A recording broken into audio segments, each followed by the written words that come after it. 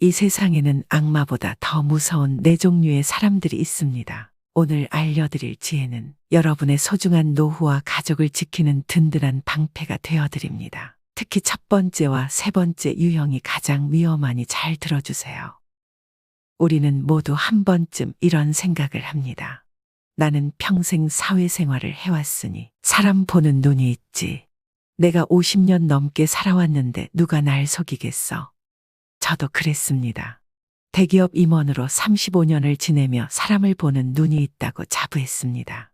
하지만 지난해 저는 평생 잊을 수 없는 쓰라린 경험을 했습니다. 헬스장에서 매일 마주치던 여성이 있었습니다. 선생님, 은퇴하셨다면서요? 시간 나시면 저희 모임에 꼭 한번 나와주세요. 선생님처럼 사회 경험이 많으신 분의 지혜가 필요합니다. 이 친절한 말에 마음이 열렸고 결국 제 노후자금 3천만 원이 하룻밤 사이에 사라졌습니다. 그런데 이런 비슷한 일들이 우리 주변에서 매일 일어나고 있다는 것. 그것도 한 가지 방법이 아닌 네 가지 무서운 방식으로 말입니다. 제가 직접 겪고 주변에서 본 사례들을 바탕으로 우리의 마음을 파고드는 이 네 가지 부류의 사람들에 대해 말씀드리려 합니다. 상을 끝까지 보시면 여러분의 노후와 소중한 재산 그리고 휘둘리지 않는 평온한 마음을 지킬 수 있습니다. 그리고 주변의 위험한 사람들을 정확히 알아보는 눈과 그들로부터 자신을 지키는 구체적인 방법도 얻으실 수 있습니다. 자, 이제부터 본격적으로 시작하겠습니다. 구독과 알정을 하시면 행복한 노후가 보장되는 영상을 놓치지 않고 보실 수 있는 행운을 드립니다. 첫 번째로 말씀드릴 사람들은 정말 무서운 부류입니다. 바로 달콤한 가면을 쓰고 우리에게 접근하는 사람들이죠. 어머, 선생님 퇴직하시고 심심하시죠? 선생님처럼 현명한 분이 집에만 계시면 얼마나 답답하시겠어요? 저희 문화 모임에서 좋은 분들과 만나보는 거 어떠세요? 장보고 선생의 명언입니다. 독사는 꽃 속에 숨어 있고 가장 달콤한 말 속에 독이 있다. 제가 최근에 만난 72세 정연숙님의 피해 사례를 들려드리겠습니다. 아파트 경로당에서 2년 동안 매주 만나던 동생이었어요. 항상 먼저 안부 전화도 하고 제가 감기 걸리면 약도 사다 주고 생일에는 케이크도 가져다 주는 정말 다정한 사람이었죠. 그런데 작년 여름 그 동생이 해외에서 들어오는 특별한 약품 투자 얘기를 했어요. 6개월만 기다리면 원금의 2배는 보장돼요. 지금 빨리 들어가야 해요. 라고 재촉하더군요. 결국 평생 모아둔 적금 8천만 원을 모두 맡겼는데 그 후로 연락이 끊겼어요. 나중에 알고 보니 저뿐만 아니라 경로당 회원 5명이 같은 수법으로 당했던 거예요. 전 간호사로 일하며 평생 아껴 모은 돈인데 왜 그때는 의심도 안 했을까요? 지금도 밤마다 생각하면 가슴이 무너집니다. 이렇게 교묘하게 우리의 마음속에 들어오는 사람들은 크게 2가지 방법으로 접근합니다. 첫 번째는 달콤한 칭찬으로 사람의 마음을 녹이는 거예요. 처음에는 절대 돈 얘기를 하지 않습니다. 대신 6개월에서 1년 동안 정말 좋은 친구처럼 지내죠. 주변의 헌신적인 모습을 보이며 좋은 평판을 쌓아둡니다. 그리고 우리의 약점을 정확히 파고들어요. 외로울 거라 생각하고 매일 전화하고 안부를 물어보죠. 선생님 같은 박식한 분을 저희 모임에 모시게 되어 매우 영광이에요. 라며 칭찬을 통해 자존심도 세워줍니다. 2번째는 불쌍한 연기로 우리의 동정심을 자극하는 방법입니다. 갑자기 자녀의 병원비가 필요하다거나 전세금을 당장 마련해야 한다며 극적인 위기 상황을 만들어내죠. 거절하면 평소에는 친하다고 해서 이렇게 냉정하며 우리를 죄인으로 만듭니다. 특히 이런 말이 나올 때가 가장 위험한 순간입니다. 선생님, 실은 오늘 꼭 드릴 말씀이 있어서요. 선생님 같은 분께만 특별히 알려드리는 건데. 여러분, 이런 말을 들으시면 그 자리에서 바로 대답하지 마세요. 가족들과 상의해보고 연락드리겠습니다라고 하시고 시간을 가지세요. 정말 좋은 정보라면 왜 우리에게만 특별히 알려주는 걸까요? 진정한 친구라면 왜 갑자기 돈 이야기를 꺼내는 걸까요? 공자님께서는 이런 말씀을 하셨습니다. 달콤한 말에 속지 말라. 진실한 마음은 시간이 증명한다. 여러분의 따뜻한 마음을 누군가의 이용 도구로 만들지 마세요. 때로는 차갑게 보이는 거죠. 우리 자신과 가족을 지키는 가장 현명한 선택이 될 수 있습니다. 두 번째로 무서운 부류는 불행한 이야기로 에너지를 빼앗는 사람들입니다. 세종대왕은 이런 경고를 하셨죠. 늘 한숨 쉬는 자는 주변 모든 이의 기운을 앗아간다. 언니, 내 인생이 왜 이렇게 힘들기만 하냐? 자식 새끼들은 엄마를 찾지도 않고 남편은 매일 늦게 들어오고. 매일 이런 전화가 옵니다. 아침에도 점심에도 저녁에도 때로는 한밤중에도 한숨 섞인 목소리로 끝없이 자신의 불행을 늘어놓죠. 처음엔 안타까운 마음에 위로도 해주고 시간 내서 이야기도 들어줍니다. 하지만 이런 통화가 하루에도 서너 번, 한 달이면 수십 번이요. 최근 만난 65세 박순자님의 이야기를 들려드리겠습니다. 대형 전통시장에서 30년간 포목점을 운영하시다 은퇴하신 분입니다. 40년 지기 친구예요. 처음엔 정말 진심으로 위로해주고 싶었어요. 그런데 무려 5년이 지나도 똑같은 이야기만 반복하는 거예요. 아니 글쎄 며느리가 시어머니 공경할 줄도 몰라. 어떻게 이럴 수가 있어. 우리 아들은 용돈도 안 준다니까. 아이고 나는 매년 명절에도 혼자 있어. 해결 방법을 제안해도 그렇게는 안 돼. 어떻게 며느리한테 그런 말을 해. 그럴 수는 없어.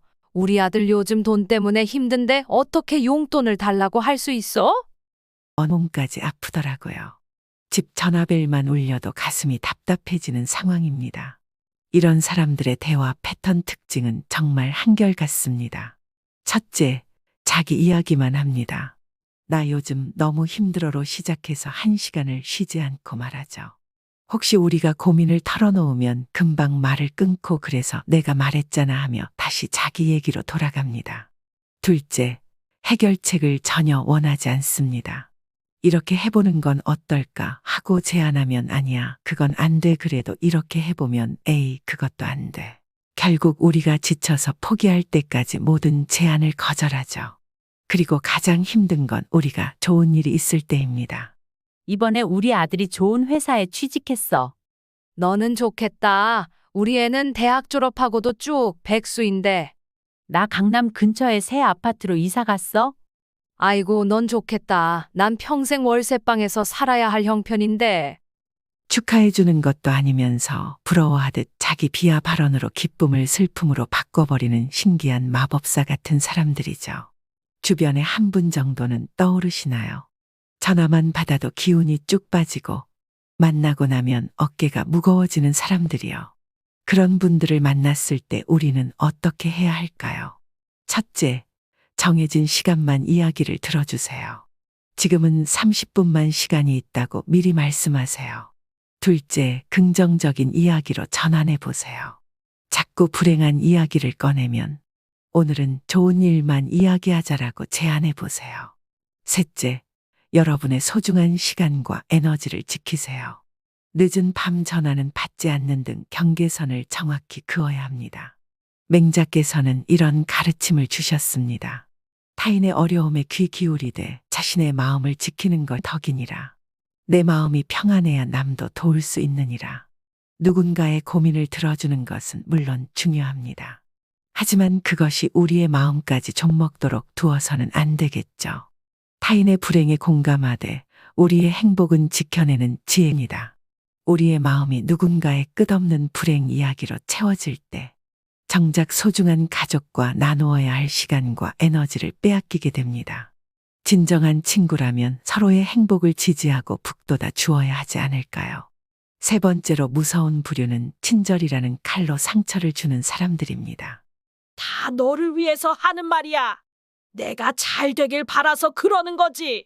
나나 하니까 말해주는 거야. 이런 말들 한 번쯤 들어보셨을 겁니다. 친절을 가장한 날카로운 비판, 걱정을 둘러싼 은근한 비난, 이들의 말에는 항상 너를 위해서라는 수식어입니다. 순자께서는 이런 지혜를 남기셨습니다. 말을 할 때는 3번 생각하고 침묵해야 할 때는 단 한 번도 망설이지 마라. 진정한 지혜는 말할 때와 침묵할 때를 아는 것이니라. 부산 해운대에 사는 67세 박미진 선생님은 전직 호텔 조리사였습니다. 우리 며느리가 살이 쪄서 걱정이야.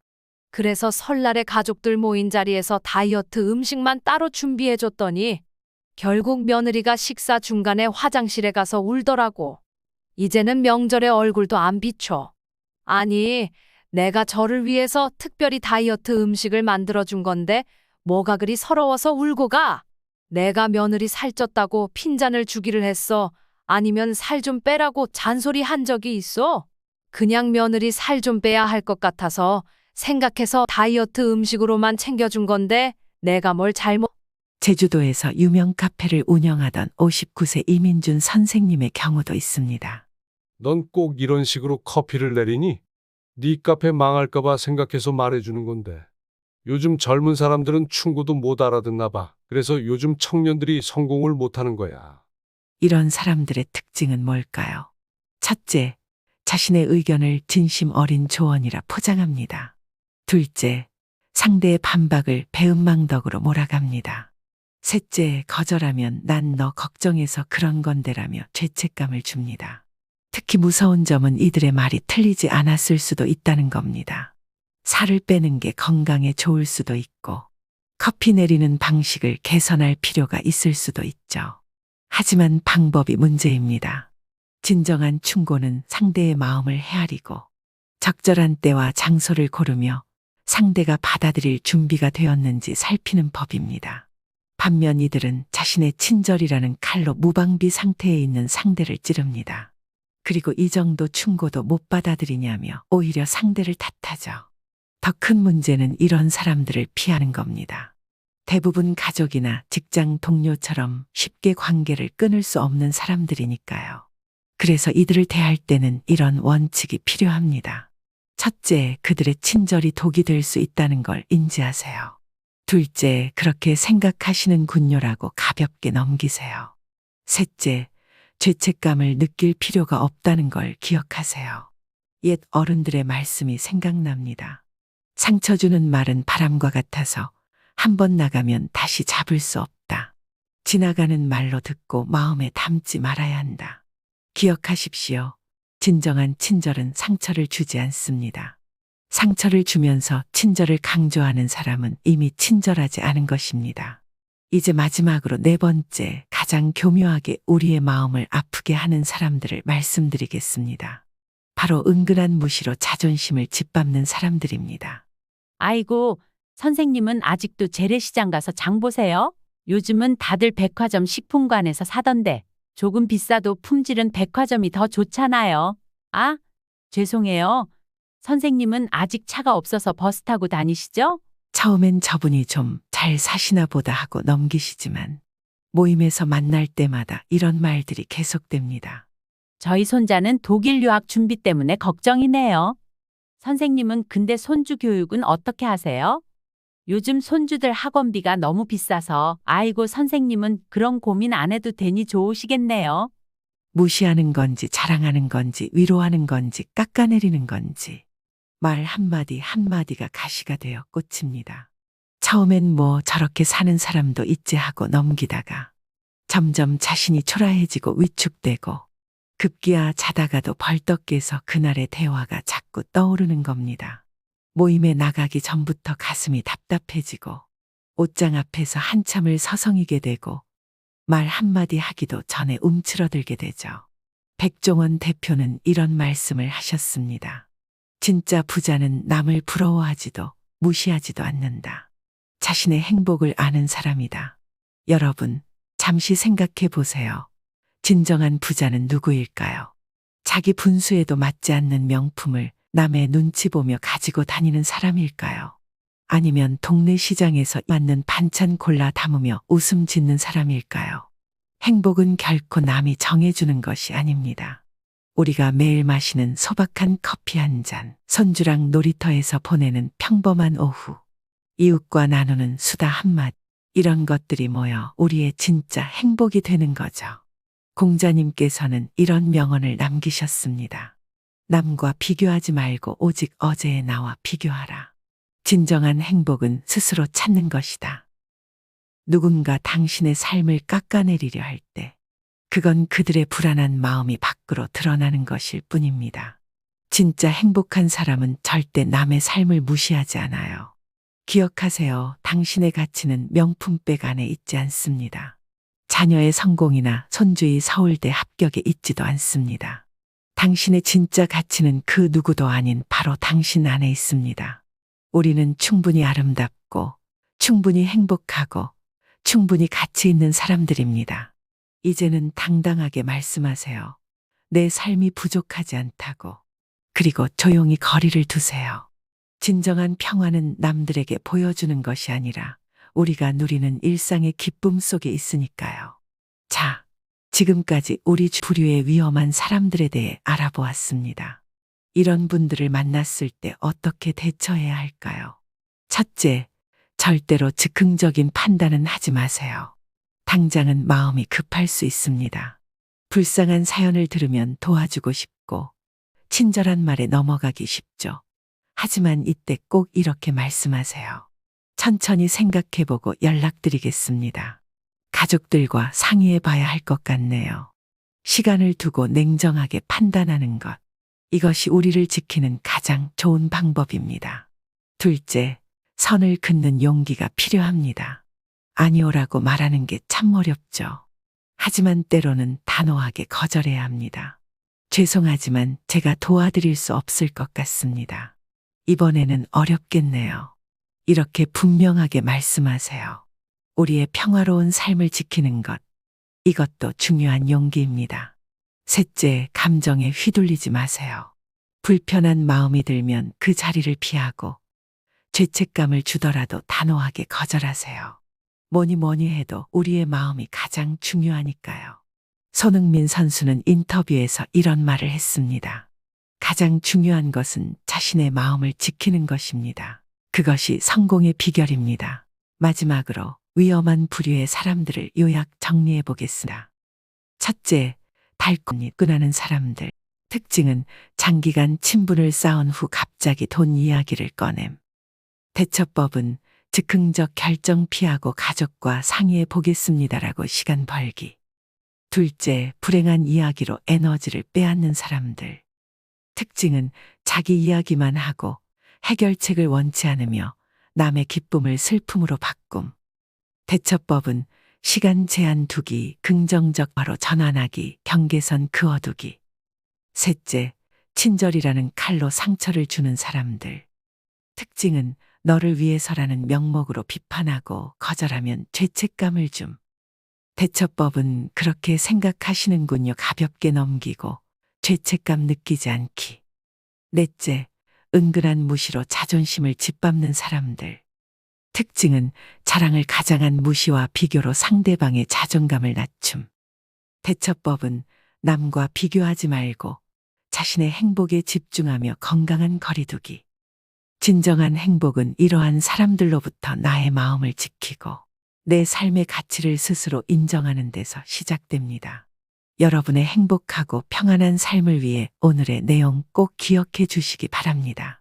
혹시 여러분도 비슷한 경험이 있으시다면 여러분의 경험이 누군가에겐 소중한 교훈이 될 수 있으니 댓글로 소통해 주세요. 구독과 알림 설정은 유익한 영상을 놓치지 않는 가장 좋은 방법입니다. 감사합니다.